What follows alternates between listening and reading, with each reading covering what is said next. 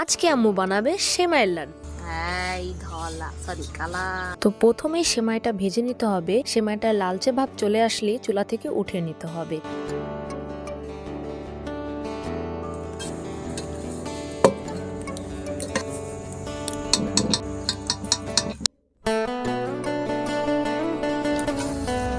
এবার ঘি, তেজপাতা আর বাদাম দেওয়ার পরে কোরানো নারিকেলগুলো দিয়ে নিতে হবে।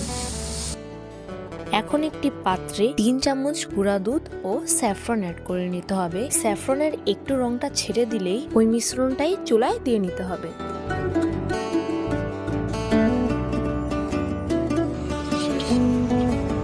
এখন সামান্য একটু লবণ দিয়ে দারচিনিটা উঠিয়ে নিতে হবে।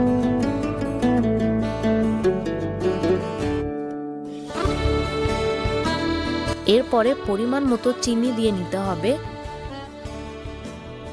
একটু হয়ে আসলে আমাদের ভেজে রাখা সেমাইগুলো দিয়ে নিতে হবে। এখন কিছুটা গুঁড়া দুধ অ্যাড করে আমাদের ভালো করে নাড়িয়ে নিয়ে চুলার থেকে হালকা একটু নামিয়ে তারপরে ওটাকে মিক্স করে নিতে হবে। তো এখন এই মিশ্রণটা তৈরি হয়ে গেছে আমাদের লাড্ডু বানানোর জন্য।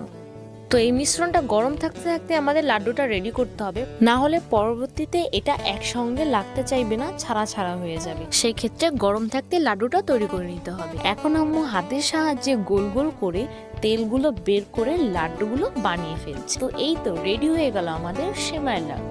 আপনাদের যদি আমাদের রেসিপিটা ভালো লেগে থাকে অবশ্যই আমাদের চ্যানেলটাকে সাবস্ক্রাইব করে পাশেই থাকবেন। আল্লাহ হাফেজ।